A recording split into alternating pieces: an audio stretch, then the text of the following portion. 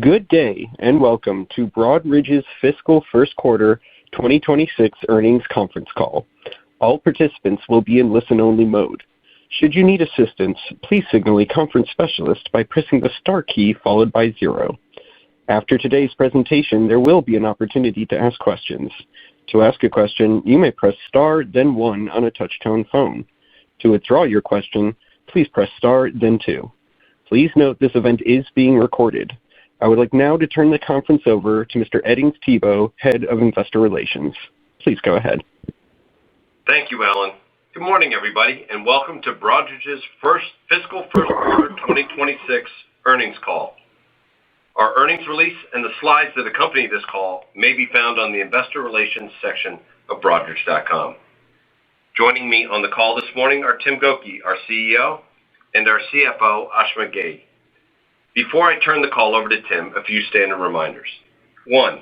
We will be making forward-looking statements on today's call regarding Broadridge that involve risks. A summary of these risks can be found on the second page of the slides and a more complete description on our annual report on Form 10-K. 2. We'll also be referring to several non-GAAP measures which we believe provide investors with a more complete understanding of Broadridge's underlying operating results. An explanation of these non-GAAP measures and reconciliations to the comparable GAAP measures can be found in the earnings release and presentation. Let me now turn the call over to Tim Gokey. Tim? Thank you, Edings, and good morning. I'm pleased to be here to discuss our strong first quarter results. With a positive economic backdrop, equity markets remain strong, and the fixed income market is steady. Capital markets are healthy, and our financial services clients are benefiting. And last, we're operating against a pro-innovation regulatory backdrop. As a result, it should come as no surprise that Broadridge is off to a very good start to fiscal year 2026. We delivered strong first quarter results, and we're raising our recurring revenue outlook to the higher end of our 5 to 7% growth range. Our pipeline is growing as our clients look at how they can accelerate change across their businesses. And we're also investing in new governance solutions, in expanding our tokenization capabilities, and in making value-added acquisitions. With that backdrop, let's dig into the results, starting with the headlines. First, Broadridge delivered strong first quarter results, including 8% recurring revenue growth, constant currency, and 51% growth in adjusted EPS. Second, we continue to execute on our strategy to democratize and digitize investing, simplify and innovate trading, and modernize wealth management. That execution is driving our results in the form of strong growth, continued product innovation, and a growing pipeline. Third, we're using our investment-grade balance sheet and strong free cash flow to strengthen our business.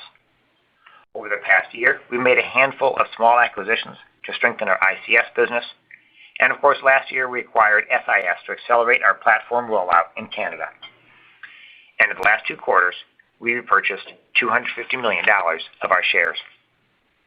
Finally, we expect to deliver strong fiscal year 2026 results. With our positive start to the year, we now expect to be at the higher end of our 5 to 7% recurring revenue range, and we're reaffirming our guidance for 8 to 12% adjusted EPS growth and $290 to $330 million of closed sales. That outlook also keeps us on track to deliver again on our top and bottom line 3-year growth objectives. Let's move to the drivers of our strong start on slide 4. I'll start with our governance business, where we continue to drive democratization and digitization and to deliver innovation. Governance revenues rose 5%, driven by revenue from sales and continued healthy position growth. Investor participation trends remain healthy across both equities and funds. At 2%, fund position growth was impacted by the timing and mix of communications in the quarter. Looking through that noise, we continue to see fund positions growing in the mid-single digits, consistent with fiscal 25.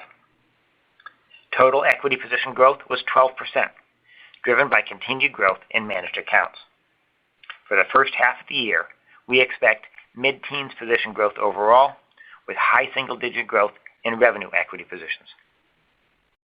5 years ago, we began to talk about direct indexing, and we're now seeing it as driving growth in managed account positions.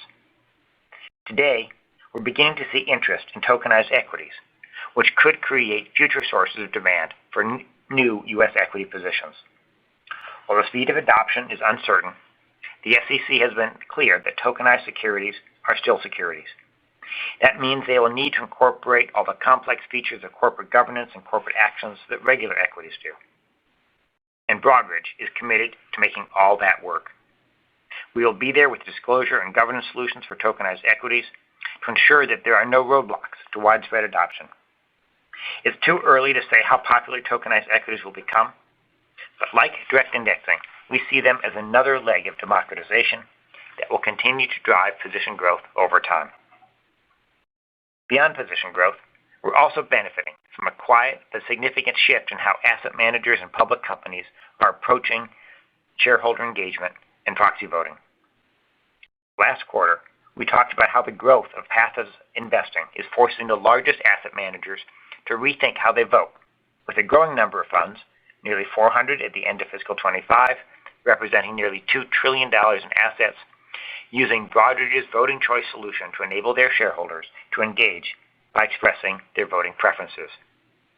Now, we're working with large asset and wealth managers to create an objective, data-driven approach to voting. To be clear, we're a technology company, not a proxy advisor. Our solution, which will be live with a select group of clients this proxy season, will meet an important market need by enabling clients to define and implement independent policies to complement ISS and Glass Lewis. In addition, we're also working with public companies to better engage retail shareholders by increasing the convenience of voting. This past quarter, we launched a pilot program with ExxonMobil to enable retail shareholders to provide standing voting instructions for annual meetings. Shareholders who opt in will continue to receive all the materials they do today, and they can change their vote at any time. This approach makes it more convenient to vote and has the potential to increase retail voting. It's a new and exciting front in shareholder engagement, and we're seeing significant interest from other public companies. Taken together, these innovations across passive funds, active institutional funds, and public companies are enabling a quiet revolution in shareholder engagement by leveraging Broadridge's technology to give Main Street investors a greater voice in the companies they own. That's great for our markets. We also completed 2 tuck-in acquisitions in the first quarter to strengthen our governance business. Signal is focused on digital client communications. It gives our customer communications business a foothold in Europe and strengthens our global relationships with key financial services firms. iJoin is a retirement plan technology provider that will strengthen our workplace and retirement solutions business. Both are great examples of how small, strategic M&A can accelerate our product development and deepen our product set. Let's turn next to capital markets, where we are simplifying and innovating trading. Capital markets revenues grew 6%, driven by a combination of new sales and higher trading volumes, with a boost from tokenization, on which I'll comment in a moment. The growth in new sales is being driven by a balanced mix across both front and back office solutions. In the front office, we're seeing strong demand for our connectivity solutions. And in the back office, we're seeing increased demand for solutions that help our clients simplify their global trading operations. We're also engaging clients in some of the market structure changes coming in calendar 26, namely the move to 23/5 trading of equities in the second half of 26, and to centralized clearing for treasuries at the end of 26. The good news is that the move to 23/5 trading will be seamless for Broadridge clients, highlighting the benefit of a mutualized platform. As we move toward treasury clearing, that is accelerating demand for our DLR, distributed ledger repo solution. In September, we processed over 300 billion in tokenized tokenized trades per day, up from 100 billion per day 6 months ago. And we're clearly the leading at-scale platform. Next, we're going to real-time repo, which will make repos a trading and financing instrument and further scale volumes. While we started with repo, the platform is fully multi-asset and will be going to other asset classes over the next 12 months. We'll also be incorporating stablecoin as the cash rails for real-time transactions. More broadly, we see tokenization as a megatrend over the next 10 years. It's ideal for less liquid, harder to settle asset classes, and there could be real benefits in other areas of fixed income, collateral, private credit, and alternative assets. One of the avenues for tokenized activity to grow is on the Canton Network, a public, permissioned digital asset network designed specifically for financial services.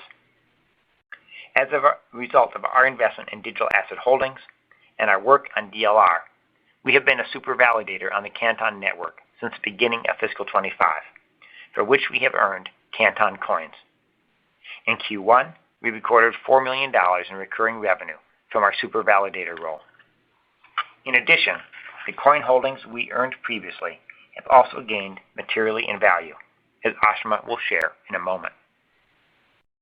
We see the potential for the Canton Network to serve as the operating system for tokenized institutional markets, including DLR.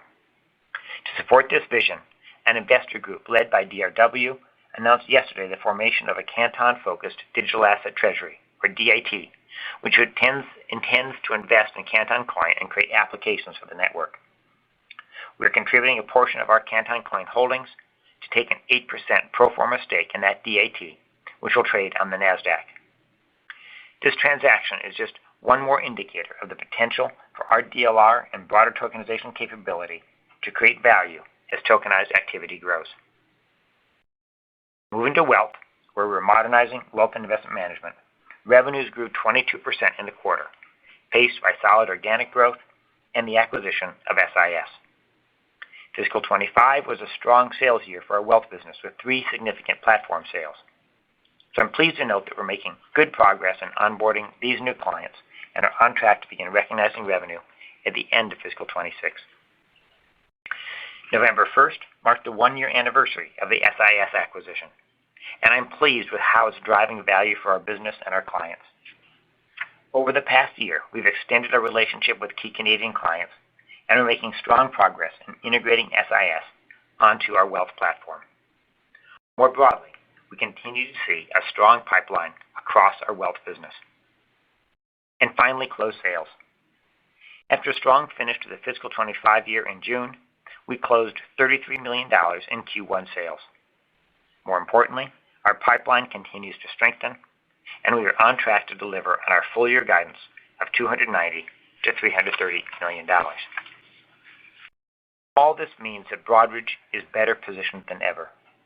Tokenization is just one of the many innovations we are driving that are transforming our industry and setting the stage for long-term growth. Let me close with some final thoughts. First, Broadridge delivered strong first quarter results.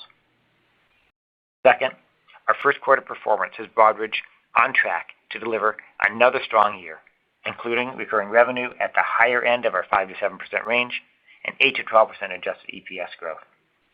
We're also deploying capital to drive value. Third, our results are being driven by the execution of our long-term growth strategy. We're driving the democratization and digitization of governance by delivering new voting solutions that put Main Street investors front and center. We're simplifying and innovating in capital markets across both the front and back office. And we're modernizing wealth management by delivering platform capabilities for clients in both the U.S. and Canada. Fourth, we're positioned to benefit from the growth of digital assets and the trend toward tokenization. The combination of a pro-innovation regulatory backdrop and accelerating technology change is putting digital assets and tokenization front and center as a new megatrend in financial services that creates significant opportunity for Broadridge. Across our businesses, Broadridge is well positioned. Tokenization is the next wave of democratization to drive equity position growth, and our early start makes us a leader in supporting the technology behind tokenized assets and trading. And finally, Broadridge is well positioned to deliver on its 3-year financial objectives and beyond. This will be the 5th consecutive 3-year period in which we've met our goals, and the opportunity going forward is even larger. Before I turn it over to Ashima, I want to thank our associates around the world. Their focus on serving clients and driving change is how we add value to our clients and our industry every day, and is making a real difference in the financial lives of millions. Ashwa? Thanks, Tim. Thanks, Tim. Good morning. It's great to be here today to share our Q1 results. Before I begin my review, I want to make 5 key callouts. First, Broadridge is off to a strong start to fiscal 26, with strong recurring revenue and adjusted EPS growth. Second, event-driven revenue. We reported, $114 million of event-driven revenues in Q1, well above the long-term average, driven in part by a proxy election at a major mutual fund complex. Third, we are deploying capital to drive shareholder returns. During the first quarter, we completed 2 tuck-in M&A deals for a total of $56 million and repurchased $150 million of our shares. Fourth, we continue to expect to deliver strong fiscal 26 results. We are now raising our recurring revenue growth outlook to the higher end of our 5 to 7% guidance range. We are also reaffirming our guidance for 8 to 12% adjusted EPS growth and close sales of $290 to $330 million. And one final call out, digital asset revenues and mark-to-market gains. As Tim referenced, Broadridge recognized $4 million of digital asset revenues related to our work as a super validator on the Canton network. While we have been earning coins for this service over the last year, they had de minimis value. Now, as these coins have increased in value, they are not only contributing to revenue, their value is also being recognized on our balance sheet. As a result, we recorded a $46 million unrealized gain on the value of the 1.7 billion coins we held at the end of the quarter. That gain was excluded from our calculation of adjusted EPS. With that, let's go to the numbers on slide 6. Recurring revenues grew 8% on a constant currency basis, including 5% organic growth. Adjusted operating income margin expanded by 280 basis points to 15.8%. Adjusted EPS grew 51% to $1.51, driven by strong event revenue, and closed sales were $33 million. Let's move to slide 7 to discuss our segment recurring revenue, starting with our ICS or governance segment. ICS recurring revenues rose 5% to $518 million, including a 1-point benefit from acquisitions and a 1-point headwind from lower interest rates.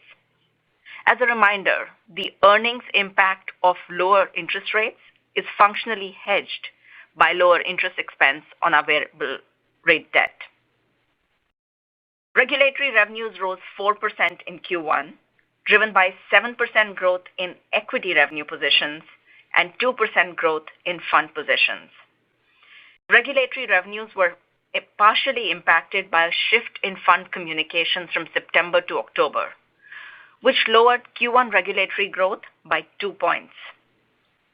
Data-driven fund solutions revenue grew 2% as a 3-point headwind from lower interest rates partially offset strong growth in our retirement and workplace solutions revenue. We also completed the acquisition of iJoin in mid-September, which had only a modest impact on growth in the quarter. We expect to see data-driven fund revenue growth accelerate in the second half of the year. Issuer revenues grew 6%, driven by strong growth in both our disclosure solutions and our shareholder engagement solutions. Customer communications revenues rose 8%, driven by organic growth in digital and print revenues and the addition of Signal. For the year, we expect ICS recurring revenue at the high end of our 5 to 7% total recurring revenue guidance, including a modest benefit from the iJoin and Signal acquisitions, and the continued drag from lower interest rates. Turning to GTO, revenues grew 12% in Q1, including 6% organic. Capital markets revenues grew 6%, driven by the growth in our global post-trade solutions, which benefited from high trading volumes and by the recognition of digital asset revenues, which together more than offset a point of losses related to the business exit that we discussed last quarter. Digital asset revenues contributed $4 million, or 1 point, to the growth of our capital markets business in the first quarter. With the recent increases in coin value, we expect these digital asset revenues to contribute approximately 1 point to capital markets growth in fiscal 26. Taken together with our growing revenues from distributed ledger repo platform, it's exciting to see our tokenization efforts starting to drive a small but real revenue contribution to our capital markets business. Wealth and investment management revenues grew 22%, driven by 5% organic growth and the impact of the SIS acquisition. As a reminder, we closed the SIS deal on November 1st, 2024, and that revenue will be reported as organic for the last 2 months of our second quarter and in the second half of the year. For the year, we continue to expect GTO recurring revenue growth within our 5 to 7% guidance range, with higher growth in wealth. Now let's move to slide 8 to review our key volume indicators. We continue to see healthy growth in investor participation across both equities and funds. Equity position growth was 12%, including 7% growth in revenue positions. Looking ahead, our testing shows mid-teens total position growth in Q2. Full-year testing is showing low double-digit growth, which would imply revenue position growth in the mid to high single-digit range. Q1 fund position growth of 2% was impacted by the timing of fund communications in the quarter. Our testing continues to indicate mid-single-digit position growth for both the first half and the full year. In GTO, trade volumes rose 17% for the quarter, driven by double-digit growth in both equity and fixed income volumes. I'll wrap up my discussion of recurring revenue growth on slide 9. In Q1, recurring revenue growth constant currency was 8%, primarily driven by 5 points of organic growth. Revenue from closed sales remains the biggest driver of our organic growth at 5 points, as we onboarded revenues from our $430 million fiscal 25 year-end backlog. Our retention rate was 98% for the quarter. Internal growth contributed 2 points, primarily driven by higher trade volumes and digital asset revenues. Acquisitions, primarily SIS, contributed 3 points to growth. And finally, changes in FX contributed 1 point. Let's close our discussion of revenues on slide 10. Total revenue increased 12% to $1.6 billion, driven by 5 points of growth from recurring revenue. Higher event-driven revenue drove 4 points of growth. Q1 26 revenues of $114 million were our second highest quarter ever. The biggest driver of event-driven revenue in the quarter was board elections at a major mutual fund complex. This fund company had its last proxy event in the first quarter of fiscal 2019. In the 7 years since that event, the number of positions grew approximately 30%, highlighting the long-term growth drivers propelling event-driven revenues. Looking ahead, we expect event-driven revenues to return to historic average levels of $50 to $60 million per quarter for the balance of fiscal 26. Low to no margin distribution revenues grew 8%, primarily driven by higher postage rates, and contributed 3 points to total revenue growth.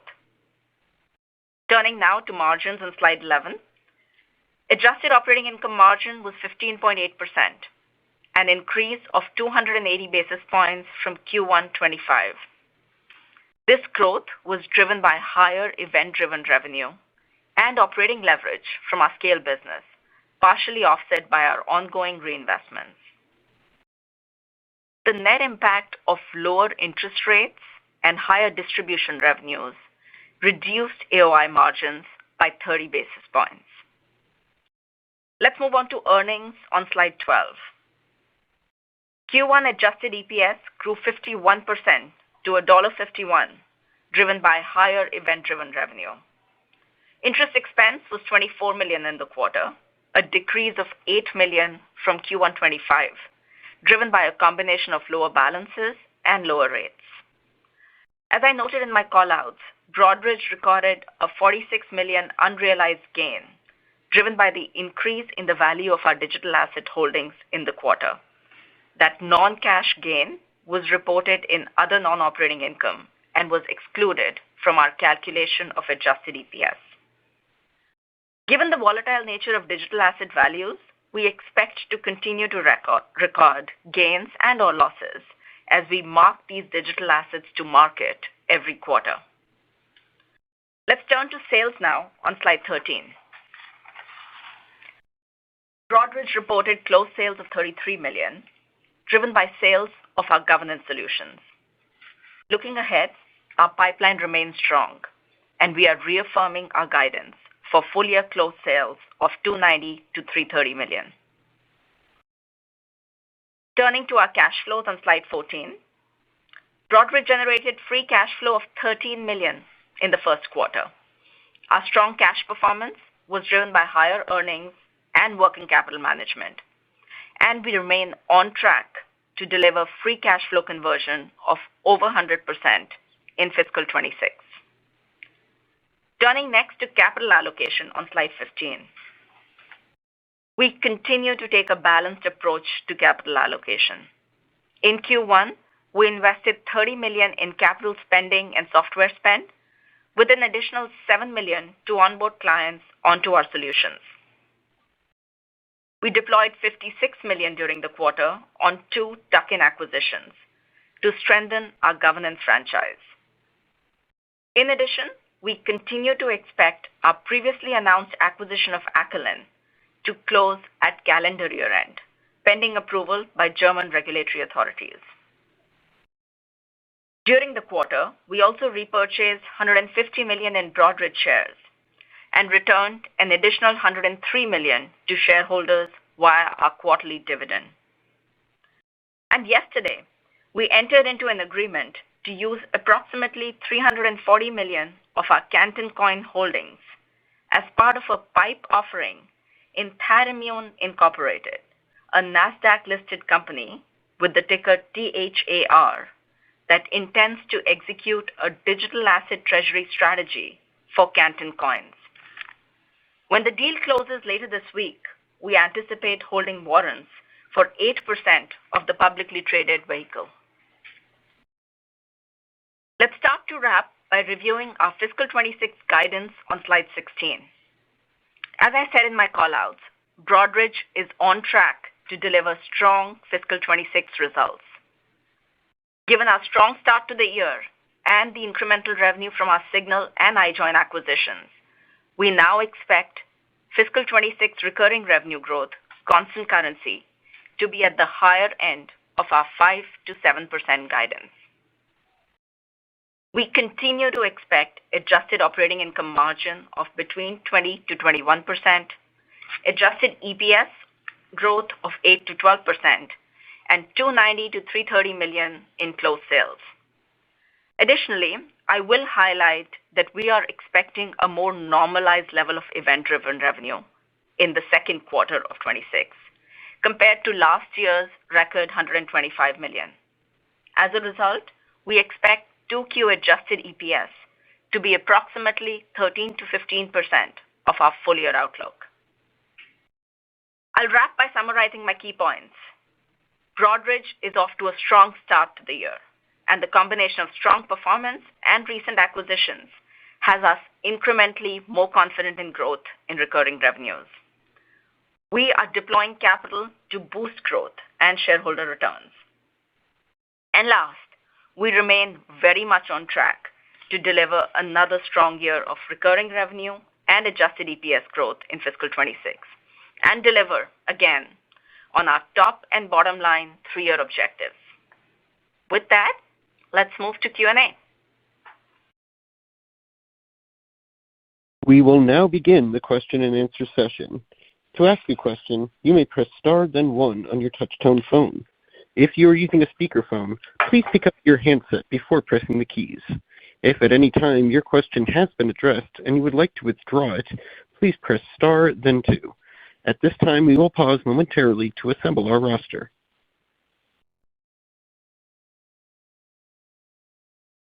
Our first question comes from James Faucette of Morgan Stanley. Please go ahead. Hi, everyone. It's Michael Infante for James. Thanks for taking our question.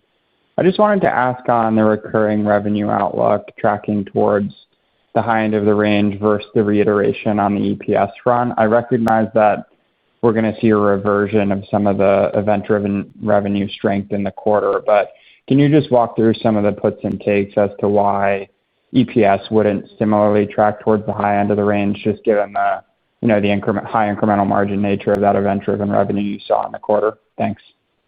Absolutely. Thanks, Michael. I'll take that. You're right. We're off to a strong start of the year, and as a result, we raised our guidance for recurring revenue to the higher end of the 5 to 7% range. The biggest driver of the revenue upside is the acquisitions that we're seeing from iJoin and Signal that we announced earlier this year, which are more than offsetting the additional rate cuts that we're seeing in the year. I will say beyond that, we're seeing strength in our underlying business.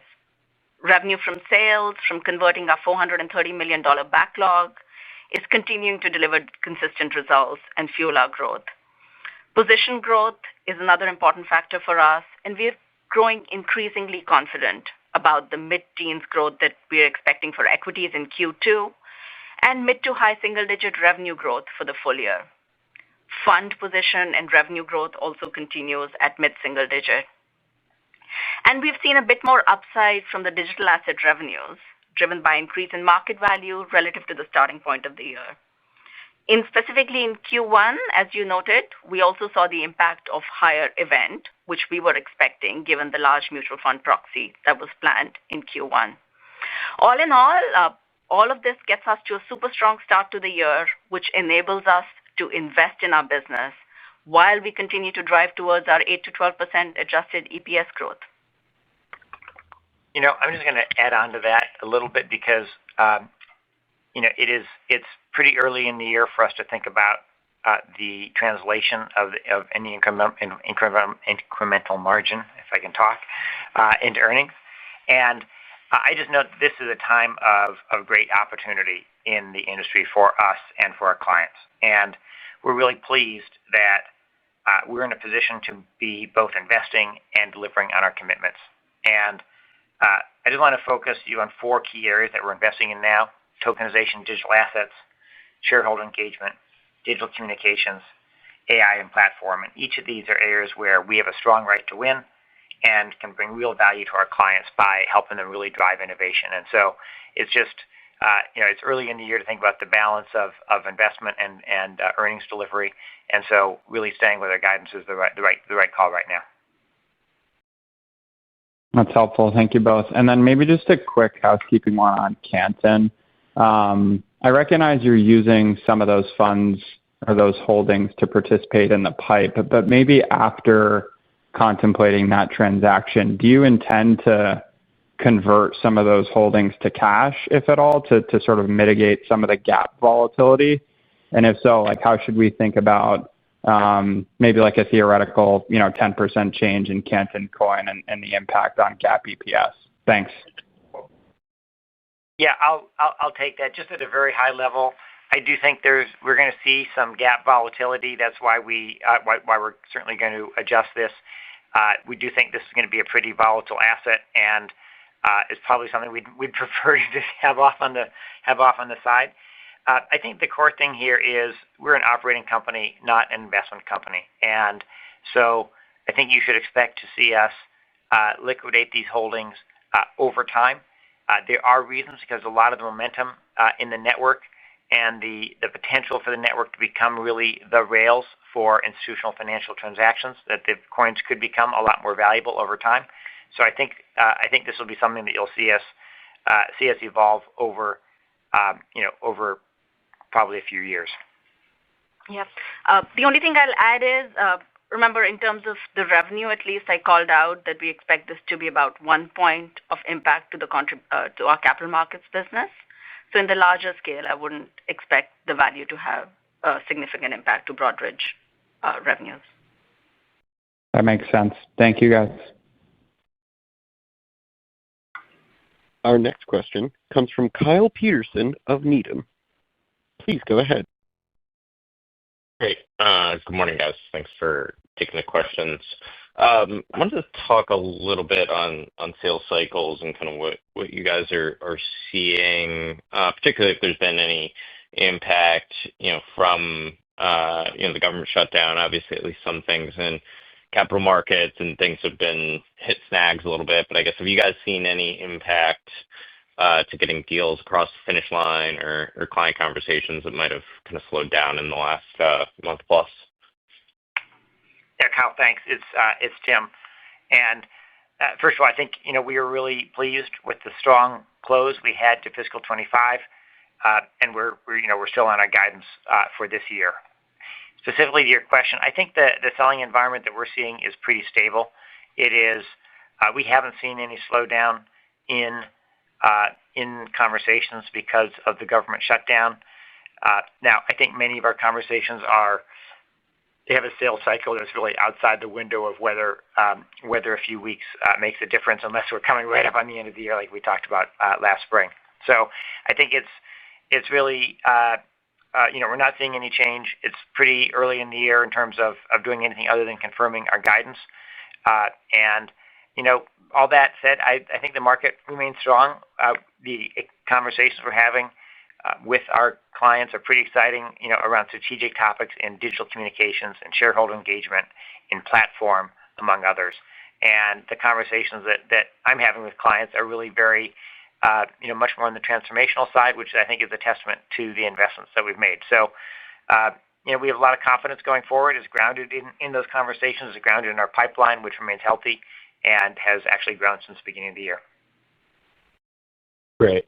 That's really helpful. And then, maybe just a follow-up broadly, kind of your thoughts on how, digital assets and tokenization fits within Broadridge. Obviously, several moving pieces. You guys are starting to get some revenue from that. You made the investment, but I guess, how should we think about how digital assets kind of should continue to evolve, and what role do you see that playing in your business, both in the near and long term here? Yeah, thank you for that. I think we see digital assets and tokenization as a mega trend for the next 10 years and as a real opportunity for Broadridge and the industry. And our strategy is to drive tokenization across the asset classes where we have deep expertise and where we think the asset class will benefit the most. And that certainly includes fixed income, repos, collateral. Longer term, tokenized equities, we think, can be part of the next wave of democratization that drives demand for U.S. equities and contributes to long-term position growth. And then, sort of as a double click within that, we think the Canton Network has the potential, early days, but potential to become an operating system that makes a lot of that more possible. So, I think as you look across our businesses, you're seeing the continued progress on distributed ledger repo in capital markets. And there, we're certainly going to be expanding to additional use cases, including real-time, new asset classes, stablecoin. There's the Canton Network side of things, which is also sort of within capital markets. Tokenized equities we'd see as a longer-term opportunity that would be really affecting more somewhat on the capital market side, but more our ICS business in terms of extending position growth and really being the next wave of the evolution of democratization to drive that mid-single, high single-digit position growth into the foreseeable future and beyond. So, and then last on the wealth management side, this demand for digital assets is putting pressure on wealth managers to integrate those assets into their traditional client service operations. And they've sort of stayed away from them in the past, and I think that is changing quickly now. But when you think about a wealth manager for now offering digital assets to clients, there's all the other things that you need to do: tax, margin, statements, all those things. And so we think that's an area where we can really help. Our core engines will be enabled to represent digital assets by early next calendar year, and that is going to allow our clients to flow transactions through for everything from cost basis, tax, margin, seg, statements, asset servicing, and all that complexity that comes with being a large scale either capital markets or wealth manager. Great. Thanks for taking the questions. I'll just add on, because you were also asking about the near term and the midterm implications from a revenue perspective, right? So I'll just tack on, as you know, we specifically for Canton Coins, we earn these Canton Coins for being a super validator on the Canton network. In Q1, we recognized $4 million of revenue, like we said, associated with this service. The actual revenue that we earn over the course of the remainder of the year would vary based on the actual minting activity, the number of coins specifically, and the price of these coins, right? We've got a whole minting schedule, but bottom line, it translates into about a point of impact to capital markets, higher in Q2 and lower in Q3 and Q4. So that's from a revenue perspective. And on the balance sheet perspective, the only thing I'll call out is we do have, at the end of last quarter, we have 1.7 billion coins that were valued at $74 million, right? And like you said, we've contributed some of these to the DAT, but there could be volatility associated with this $74 million, which will continue to adjust out of our adjusted EPS. Great.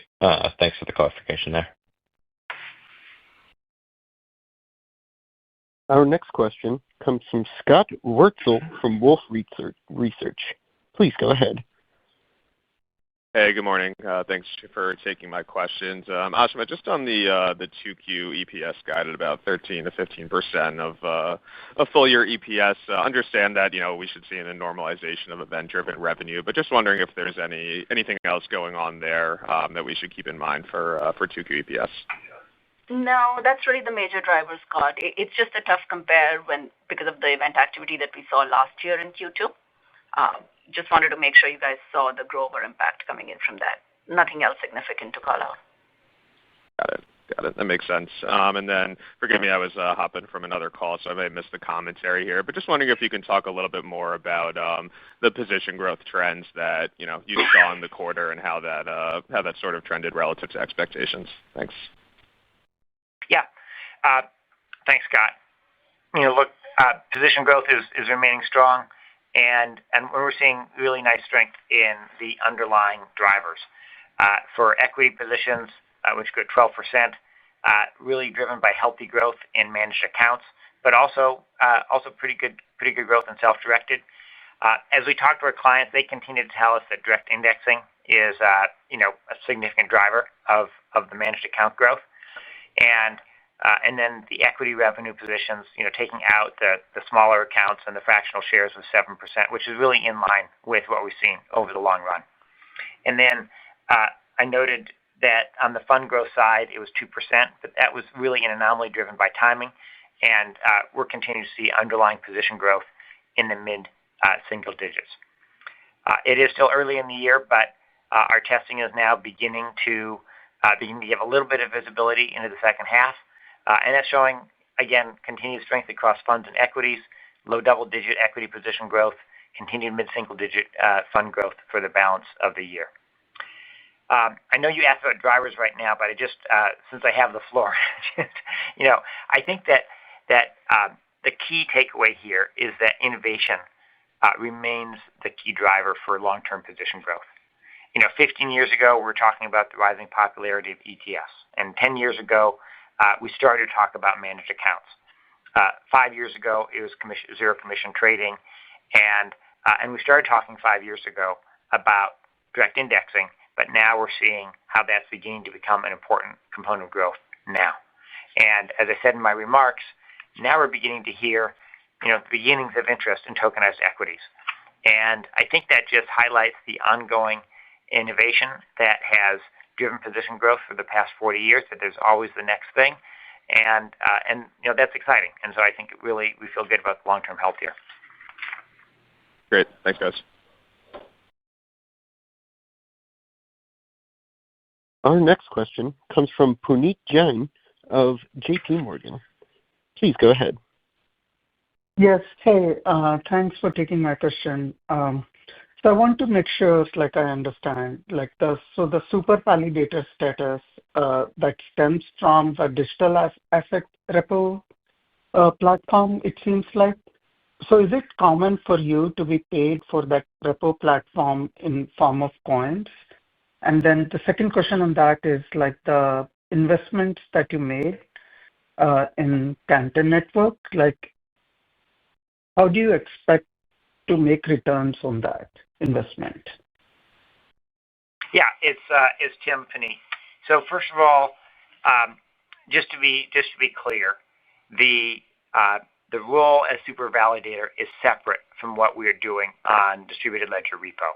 So we built a distributed ledger repo platform, which is at this point actually it's on a private version of the Canton Network. It'll go public later on, but that's an investment we've made.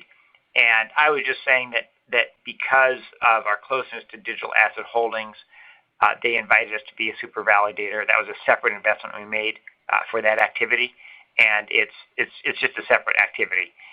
So related but separate. And in terms of getting paid and how people get paid for that role, yes, it is very common to be paid in coin. There's a whole governing document for the Canton Network, much like there are for Ethereum or Bitcoin, that explains the different roles that people play and how the economics of that works. And so, the payments we're getting, which again, until this quarter really didn't have any value, we are picking this up, but now they do. So it's sort of interesting. Does that help? And then the investment in Canton, it's really the investment that we made was just the investment to become a super validator and to operate that, which was frankly rather low. Got it. And then the guidance increase for recurring revenue growth, can you talk about puts and takes, like the acquisition contribution? I think, Ashima, you mentioned the lower interest rates, that being a headwind there. So can you talk about various puts and takes that drove 1 point increase in the guidance? Yeah, sure. I'll just reiterate what I said before, Puneet. Yes, the biggest driver of our revenue upside, the guidance, was the contribution that we saw from iJoin and Signal, both of which were announced within the quarter. It's really less than 50 basis points of contribution coming in from those. So that's one put. The other side I'll call out is we are seeing additional rate cuts. What we're baking in right now is our expectation based on the latest Fed dot plot, right, which calls for 2 more interest rate cuts in the balance of our fiscal year. That's baked into our guidance as well. But beyond that, the guidance really reflects our growing confidence in our underlying growth, right? Tim spoke a little bit about position growth that continues to be strong. Our revenue from sales is tracking well, and the digital asset revenue, while it's super small, is helping our growth overall. So that all of that gives us confidence in our guide towards the higher end of 5 to 7% recurring revenue growth. Got it. Thank you.